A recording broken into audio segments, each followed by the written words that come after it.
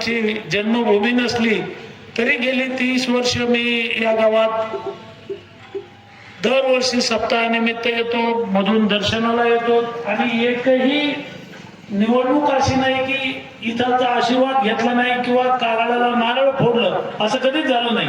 प्रत्येक वेळेला नारळ फोडलं आणि इथं नारळ फोडलं की हमखास मी निवडून आलो. त्याच्यामुळं हे जागृत देवस्थान आहे. हे जागृत देवस्थान आहे.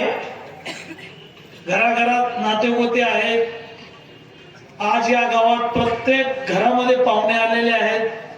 सर्व समाजाच्या लोकांकडं घरात बसायला जागा नाही. आता मी गणेशरावकडे गेलो होतो फराळ करायला, पाहुणे सगळे. मग आमच्या काही पदाधिकाऱ्यांना बंकटरावला विचारलं, मी रंगनाथराव येवलेला विचारलं. ते म्हणले आज घर सुन नाही, आमच्या घरी कुठंच बसायला जागा नाही आणि तुम्हाला फराळाचं खाऊ घालायचं तर तुम्हालाही बसायला जागा नाही, पण लोटून लाटून आम्ही कस तरी तुम्हाला घरी बोलवलं चहा पाण्याला. सगळ्यांची भक्ती आहे. सगळे लोक करळेश्वर महादेव मंदिरामध्ये तल्लीन होतात. शिवरात्रीचा मोठा कार्यक्रम होतो. कोरोनाचं संकट होतं आणि त्या संकटाच्या काळामध्ये यात्रा भरवायची नाही. तहसीलदार, कलेक्टर, SP, DYSP, PSI सगळ्यांनी सांगितलं की कोरोनाच्या काळामध्ये तुम्हाला यात्रा भरवता येणार नाही. लोकांनी सांगितलं जे व्हायचं ते होईल, पण आम्ही यात्रा भरवणार. यात्रा भरली. 150 लोकांना कोरोनाची लागण झाली. सगळा गर्दा आला आणि मग धावपळ झाली. मलाही त्यावेळेला बोलवलं होतं, पण आम्हाला काही बंधनं असतात. कोरोनाच्या काळात इतक्या मोठ्या पब्लिक मध्ये तुम्ही का गेले, त्याच्यामुळं मी त्या वर्षी आलो नाही. पण दरवर्षी मी इथं येतो. महाराज ही संख्या बघितली तर पहा, ह्या लाडक्या बहिणी ज्या आहेत यांच्यावरच सगळी दारोमदार आहे. देव आहे, धर्म आहे, भागवत आहे, कीर्तन आहे, रामायण आहे, गावात लग्न आहे, निवडणूक आहे. याच्याशिवाय कोणतंच काम होत नाही. त्याच्यामुळं एवढ्या मोठ्या संख्येनं ह्या माता भगिनी इथं उपस्थित आहे आणि धार्मिक कार्यक्रमात सगळीकडे महिलांची संख्या खूप मोठी असते. आणि म्हणून या गावात मी जिल्हा परिषदच्या निवडणुकीमध्ये उभा होतो आणि मी सांगतो आहे मग पाठी तुम्हाला काय बोलायचं माझ्या लक्षात. मी जिल्हा परिषदेलाही या सर्कलमध्ये उभा होतो. या गावानं 80% त्यावेळेला मला आशीर्वाद दिला. आता आपण जिथं बसलो तिथं 2.25 कोटी रुपये या जागृत देवस्थानच्या विकासासाठी आपण दिले होते. 2.25 कोटी रुपये. सभागृह आहे, पाण्याची टाकी आहे. 2.25 कोटी रुपये एका गावात दिले असं नाही, कारळ्यातच दिले असं नाही. आता खंडेश्वर मंदिरामध्ये 5 कोटीचं काम चालू आहे. मोठं सभागृह 5 कोटीचं. तिथं भागवत वाचायला येणारे महाराज आहेत, कीर्तनाला आलेले महाराज आहेत, त्यांना बसण्यासाठी गेस्ट हाऊस बांधतोय, भक्तिनिवास बांधलेला आहे.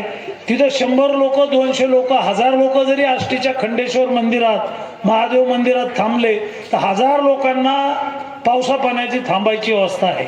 5 कोटीचं काम चालू आहे. त्याच्या अगोदर मी मंत्री झाल्याही तिथं आपण 50 लाख रुपयाचं सभामंडप दिलं होतं. पाण्याची टाकी दिली होती. RO फिल्टर खंडेश्वर मंदिरात दिलं. सिद्धेश्वर मंदिर महादेव मंदिर आहे तिथं 30 लाख रुपये दिले. गणपती मंदिर आहे 50 लाख रुपये दिले. वाडीमध्ये मराठा समाजाची लोक राहतात त्यांनाही सभामंडप दिलं. मग कुंभार गल्ली, चंभार गल्ली, खाली काळा मारुती आहे, त्या काळ्या मारुतीचे तिथलचे लोक आले सगळे माझ्याकडे.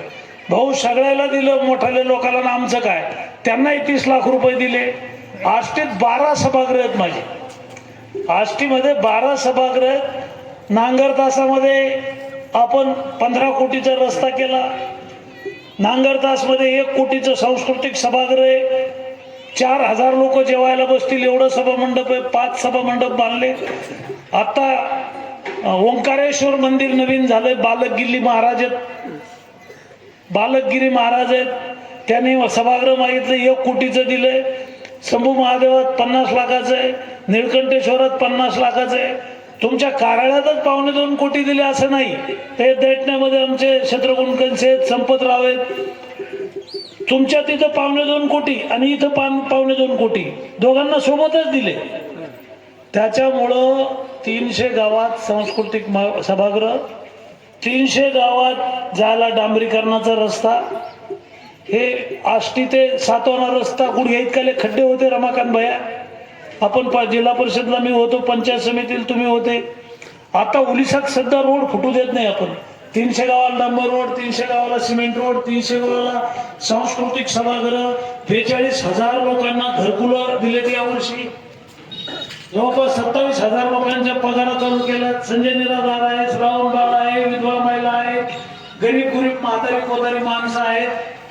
त्याच्यामुळं गेली 40 वर्ष राजकारणामध्ये लोकांचा आशीर्वाद मला मिळतो आणि धार्मिक कार्यक्रमात जिथं जिथं बोललं तिथं मी 100% जातो.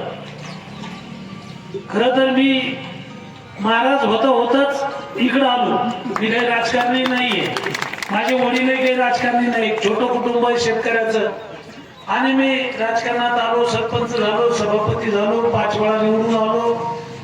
म्हणून हे सगळं तालुक्यात कामं करता आली मला. महाराज मला आताही 32 अभंग पाठ आहे. मी बाजीराव बुवा जवळेकरांच्या कीर्तनामध्ये फळामध्ये चाल म्हणायचो.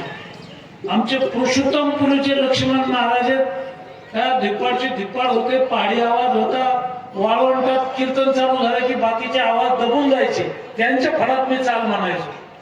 आता 32 अभंग पाठे, पण मलाही इतर ठिकाणी जायचं आहे. आज 12 गावात माझे कार्यक्रम होते. म्हणजे मी त्या 12 गावात भागवत चालू आहे, कीर्तन चालू आहे, काही ना काही कार्यक्रम आहेत. महाशिवरात्रीचे महाशिवरात्री एकादशीचा एक अभंग म्हणतो आणि तुमचा कार्यक्रम चालू झाला पाहिजे. मलाही आष्टीला जायचं, ते लोक वाट पाहतात.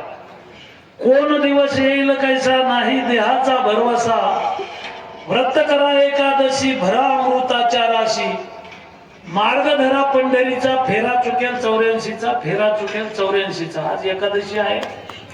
एकादशीच्या मुहूर्तावर आपल्या गावकऱ्यांनी या ठिकाणी जे भागवत लावलेलं आहे, महाराजांनी आपल्याला भक्तीचा मार्ग दाखवलेला आहे. देव धर्म संस्कृती आणि हिंदुत्व,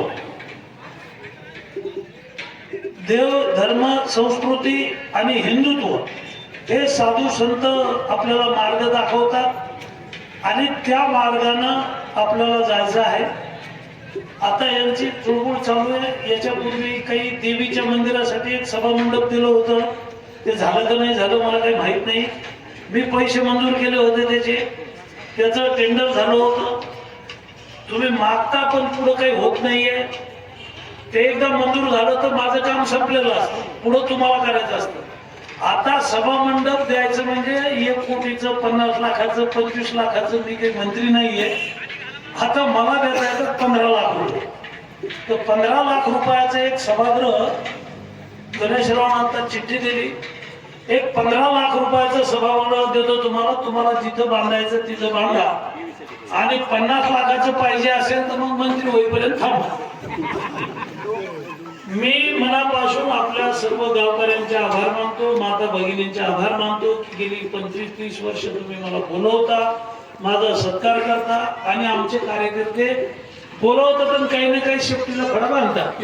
सभा मंडप द्या, सिमेंट रोड द्या, काही ना काही मागतात. कार्यकर्ते म्हणले की ते असतंच. आणि देणार आहे कोण? दुसरं कोण काय देऊ शकतं? काड्याची डब्बी देत नाही कोणी. आमच्या राजकारणी मंडळी भुतेकर महाराज 300 गावात जे काय दिलं ते बबनराव लोणीकरनंच दिले.